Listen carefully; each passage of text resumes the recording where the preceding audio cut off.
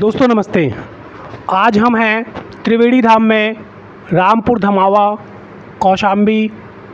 यहाँ पर ये जो त्रिवेणी धाम है, यहाँ के परम पूज्य त्यागी बाबा जी बहुत ही फेमस हैं और बहुत ही लोगों का दुख दर्द तकलीफ़ दूर करने में सदैव तत्पर रहते हैं।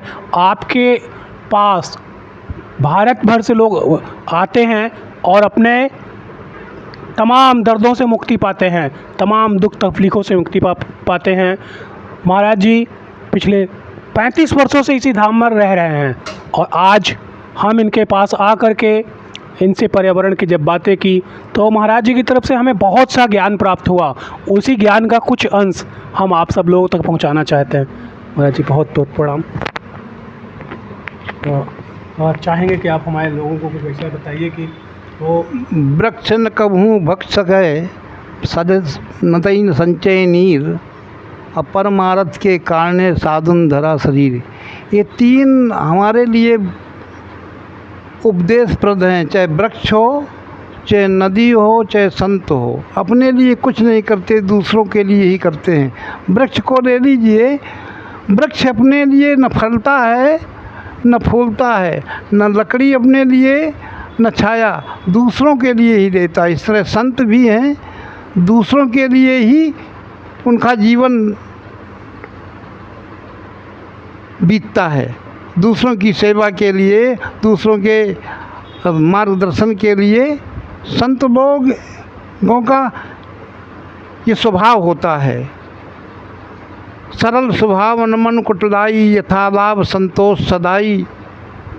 तो मैं आप लोगों से अनुरोध करूंगा कि वृक्ष लगाइए।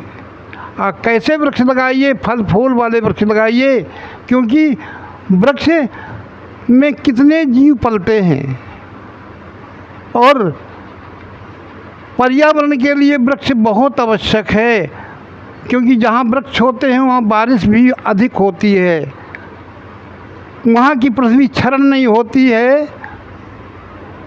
और नदियाँ नाले भटते नहीं हैं।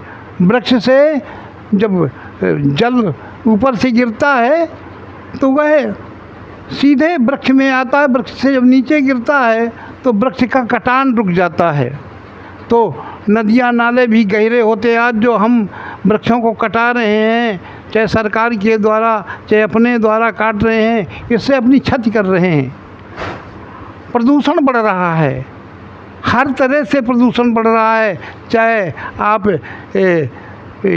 प्लास्टिक ले लें, प्लास्टिक से भी बड़ा प्रदूषण बढ़ता है, अनेक प्रकार के रोग होते हैं। इसलिए प्रदूषण रोकने के लिए प्लास्टिक भी ना यूज करें। और अगर प्लास्टिक यूज करेंगे तो अनेक प्रकार के आज हम सब कोई रोगी हो रहे हैं। क्यों रोगी हो रहे हैं? कि हम सब प्लास्टिक में पाते हैं, पानी पीते हैं, चाय भी प्लास्टिक में पीते हैं। इससे हमारे अनेक प्रकार के रोग होते हैं। और प्लास्टिक गलता भी नहीं, पृथ्वी में पड़ जाता है तो वहाँ उपज नहीं होती है। तो पृथ्वी को भी शुद्ध रखना है, वृक्ष भी लगाना है। और मेरा यही आप लोगों से अनुरोध है। धन्यवाद। आप थोड़ा पत्तियों के बारे में आयुर्वेद का थोड़ा सा लाभ बता दें। आप पीपल हो गया, हरसिंगार हो गया, और आपके मुंह से लोगों को समझ में आएगा। वो हो गया। कम से कम जीवन को संभालने के लिए इन पौधों को लगाएंगे। जैसे जीवन संभालने के लिए आयुर्वेद के जो देखिए, वृक्ष भी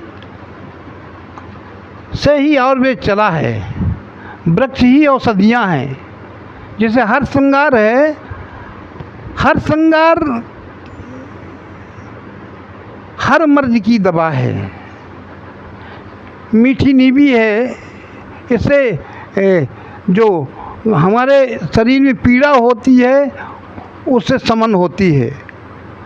जैसे आपका लसोहरा है, जैसे आपका एक गुड़मार है, इससे गुड़मार कैसी दवा है? ऐसी दवा है औषधि कि जिससे कभी भी शुगर हो नहीं सकता। इन वृक्षों को, इन लताओं को आप लोग लगाइए और लगाकर अपने रोग का निदान करिए। जो खाने वाली वस्तु है तो विचार कर खाइए, जैसे बाहर के तेल है, बाहर का मसाला है, उनको नहीं खाइए। सीधे सीधे आप धनिया ले लीजिए, देसी धनिया, हल्दी ले लीजिए, उसको पीस करके, धनिया को मशीन पे पीस करके उसको सेवन करिए। बाज़ार की वस्तु खाने में अनेक रोग हो रहे हैं, इसलिए आप इन रोगों से बचिए, यही मेरा कहना है। धन्यवाद। बहुत बहुत धन्यवाद। महाराज जी की तरफ से आपको बहुत अच्छा संदेश मिला, कैसे हम अपने आप को स्वस्थ रखें।